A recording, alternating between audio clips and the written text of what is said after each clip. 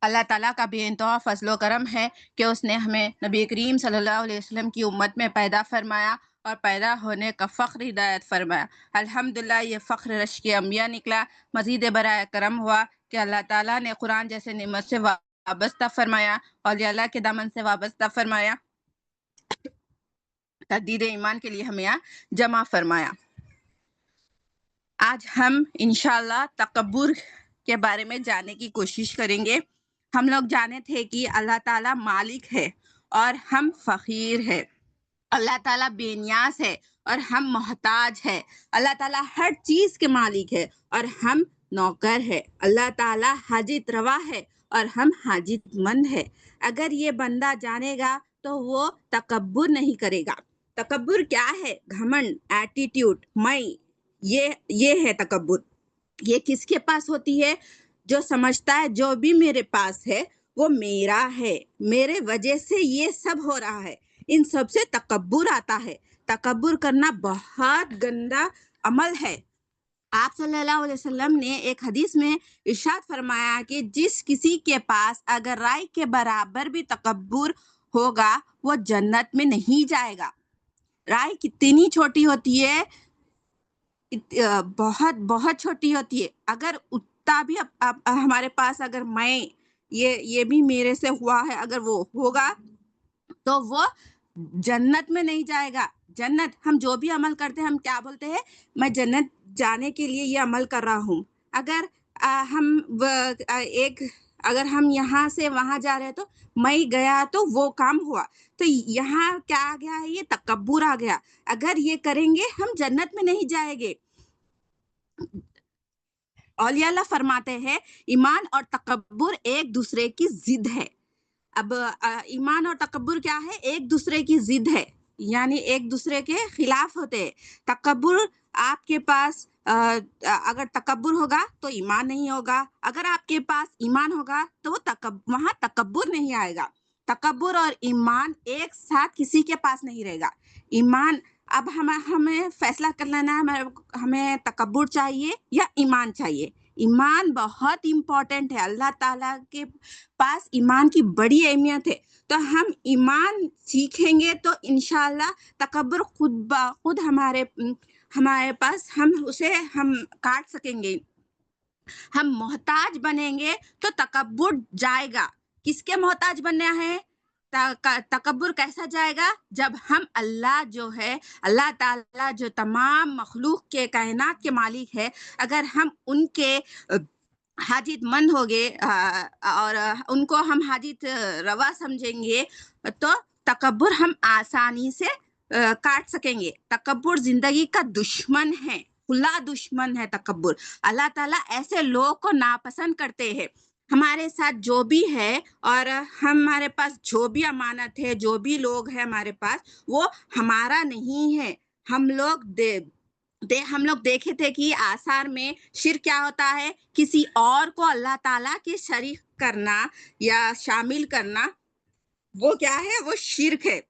یعنی جو بھی ہم کرتے ہیں وہ سمجھنا ہے یہ میرے سے ہوا، وہ ان سے ہوا، یہ بھی شرک ہے۔ جو بھی ہم کرتے ہیں وہ ہم نہیں کرتے، اللہ تعالیٰ جو امانت دیے ہمیں اسے کرتے ہیں۔ ہر چیز ہمارے پاس امانت ہے، اور حدیث شریف میں آیا ہے کہ جو لوگ تکبر کرتے ہیں ان لوگ قیامت کے دن چونٹیوں کے شکل میں اٹھا جائے گا۔ آپ لوگ دیکھے ہی ہوگے نا، چونٹیاں کتنی چھوٹی ہوتی ہے، اس کی شکل میں اللہ تعالیٰ یہاں پر فرما رہے ہیں حدیث میں کہ اس کے شکل میں جو تکبر کرتا ہے اس کی شکل میں قیامت کے دن اٹھایا جائے گا۔ دیکھو کتنی بڑی بات ہے۔ تکبر بہت بری چیز ہے، برا عمل ہے۔ جو لوگ اللہ تعالیٰ کے سامنے نہیں جھکتے، جو لوگ اللہ کے فیصلوں کو نہیں مانتے، اللہ تعالیٰ کے سامنے حجت کرتے ہیں، اللہ تعالیٰ کو کچھ نہیں سمجھتے، ایسے لوگ کو اللہ تعالیٰ قیامت کے دن چونٹیوں کے شکل میں اٹھائے گے اور وہ لوگ ان کو کھندل دیں گے۔ جو لوگ ہوگے وہ کھندلتے ہوئے جائیں گے۔ دیکھو جو عمل ہم کرتے ہیں دنیا میں وہی ہمیں ملے گا۔ تکبر کرو گے دنیا میں تو وہی آخرت میں چونٹیوں کی شکل میں ہوگا۔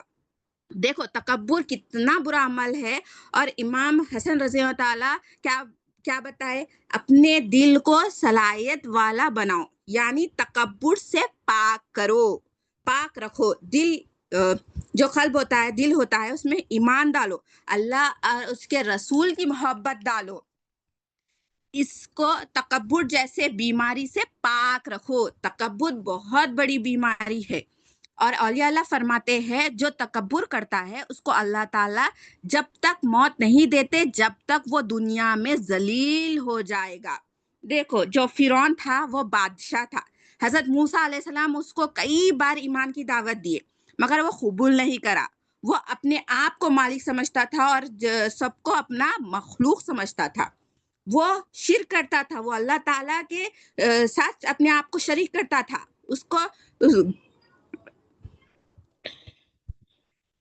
جب حضرت موسیٰ علیہ السلام نے کئی بار اسے دعوت دی وہ قبول نہیں کرا. جب حضرت موسیٰ علیہ السلام آثار مارے دریا نیل کے پاس تو راستہ کھل گیا تھا. حضرت موسیٰ علیہ السلام اپنے ساتھیوں کے ساتھ وہ دریا نیل پار کر رہے تھے, وہ قبیلے کے لوگوں کے ساتھ جو دریا نیل جب حضرت موسیٰ علیہ السلام دریا نیل پار کر رہے تھے تو وہ فرعون سوچنے لگا میں اب ان کے پیچھے جاؤں گا. اب وہ فرعون کیا کر رہا تھا, حضرت موسیٰ علیہ السلام کے پیچھے جا رہا تھا. تو اللہ تعالیٰ نے اس پانی کو حکم دیا کہ اب پانی تو چلنا شروع کر دے. اب وہ پانی بہانے لگا, اب وہ فرعون وہ پانی میں ڈوبنے لگا. اللہ تعالیٰ سے وہ کہنے لگا, اب وہ کہتا ہے بنی اسرائیل کے رب پر اور حضرت موسیٰ علیہ السلام پر میں ایمان لاتا ہوں. اب وہ کب کہہ رہا ہے, جب وہ اس میں تھا, تکلیف میں تھا, جب وہ کہہ رہا ہے کہ میں اس پر ایمان لاتا ہوں, آپ پر اور حضرت موسیٰ علیہ السلام پر ایمان لاتا ہوں. اب اس کی سزا دیکھو, تکبر کرنے سے کیا ہوتا ہے, جب وہ اپنی زندگی میں لوگوں کو ستایا, حضرت موسیٰ علیہ السلام پر ایمان نہیں لایا, تب وہ مر رہا تھا تو وہ جب ایمان لایا مگر اس کا ایمان کو اللہ تعالیٰ قبول نہیں کرے, کیونکہ ایک وقت ہوتا ہے, ہر چیز کا ایک وقت ہوتا ہے. اللہ تعالیٰ نے بار بار موسیٰ علیہ السلام کو بھیجا تھا اور ایمان کی دعوت دی مگر وہ قبول نہیں کیا, وہ تکبر کیا. اللہ تعالیٰ کو معلوم تھا وہ اب تو کہہ رہا ہے میں ایمان لاتا ہوں, مگر جب اس کو پانی سے نکالے گے تو وہ پھر وہ بولے گا میں معبود ہوں, میں ہی مالک ہوں اور آپ سب میرے مخلوق ہو, تم لوگ میرا سجدہ کرو. اللہ تعالیٰ اسے بہتر جانتے تھے. اللہ تعالیٰ ہر کسی کو بہتر جانتے ہیں. جیسے ہم منہ سے بولتے ہیں کہ میں اللہ تعالیٰ میرے ساتھ جو بھی ہو رہا ہے اللہ تعالیٰ کر رہے ہیں, میں میرے پاس, مگر ہمارے دل میں کیا ہوتا ہے, میں یہ کام کرا تو وہ کام ہوا, میں یہاں گیا تو وہ کام ہوا, میں ہی تکبر ہے. تو دل میں بھی وہی آنا ہے جو ہمارے زبان پر ہے. اللہ تعالیٰ کیسا ذلیل کرے اس کو, وہ پانی بھی اسے قبول نہیں کرا اور زمین بھی قبول نہیں کرا. آج بھی وہ ہے, میوزیم میں رکھے ہوا ہے. اتنا اس کی بے عزتی ہوئی. یہ بول کر سن کر ہمیں یہاں پر سیکھنا ہے, یہاں سے نصیحت لینا ہے, تکبر سے بچنا ہے, اللہ تعالیٰ پر اور رسول صلی اللہ علیہ وسلم سے ایمان لانا ہے, ایمان کی ہمیشہ تصدیق کرنا ہے. ایمان بہت اہم ہے. اگر دل میں ایمان رہے گا تو تکبر نہیں رہے گا. دل میں ایمان اور تکبر ایک ساتھ نہیں رہے گا. تکبر بد عمل ہے, اسے بچو. اب قرآن مجید سے سمجھتے ہیں. سورہ اعراف آیا نمبر 13, اس پہ اللہ تعالیٰ فرماتے ہیں بے شر سے اٹھا جا, تو اس لائق نہیں یہاں رہا کر تکبر کر, بس نکل جا, بلا صبح تو ذلیل میں سے ہے, ذلیلوں میں سے ہے. اللہ تعالیٰ یہاں ابلیس کو حکم دے رہے, تو نکل جا, تو ذلیلوں میں سے ہے, تو تکبر کرتا ہے. اللہ تعالیٰ اپنے بارگاہ سے نکال دیے اسے. اور سورہ اعراف کی دوسری آیت دیکھتے ہیں. سورہ اعراف آیا نمبر 146 میں, جو لوگ زمین میں ناحق سرکشی اور غرور کرتے ہیں, جو لوگ غرور تکبر کرتے ہیں, اللہ تعالیٰ ان کے لیے فرما رہے ان کو اپنی نشانیوں سے پھیر دوں گا. اللہ تعالیٰ فرما رہے جو لوگ سرکشی کرتے ہیں, غرور کرتے ہیں, ایسے لوگوں کو اپنے نشانیوں سے फेर दूंगा। निशानियां क्या है? निशानियों ही मंजिल है अपनी। निशानियां भी ही हमारी मंजिल है। मंजिल क्या है हमारी? अल्लाह ताला की पहचान हासिल करना। अल्लाह ताला की पहचान कैसा होगी? अल्लाह ताला की निशानियों से होगी। अगर हम उससे ही महरूम हो गए तो हम अल्लाह ताला की पहचान कैसा करेंगे? अल्लाह ताला फरमा रहे जो गुरूर करता है मैं उसको अपनी निशानियों से महरूम करता हूँ। महरूम यानी ना पहचानना, गुमराह रहना। अगर अल्लाह ताला की निशानियां नहीं देखे तो पहचान कैसा हासिल होगी? अल्लाह ताला की पहचान से ईमान आएगा, जिंदगी में आने का मकसद पूरा होगा। अगर हमें ये निशानियां नहीं देख रहे हैं तो हम समझ ले कि हमारे पास तकब्बुर है, गुरूर है। आगे अल्लाह ताला फरमाते हैं और अगर ये सब भी निशानियां देखने लगेंगे तब इस पे ईमान ना लाएंगे। जब भी अगर वो निशानियां भी देख रहे हैं तो वो ईमान नहीं लाएंगे क्योंकि उनके पास तकब्बुर है। अगर ये लोग निशानियां देख ले तो भी ये लोग ईमान नहीं लाएंगे। और अगर हिदायत के सीधे राह सामने देखे तो कभी रास्ता ना बनाएंगे। तो अगर वो हिदायत का सीधा रास्ता भी देख ले तो वो रास्ता नहीं बनाएंगे।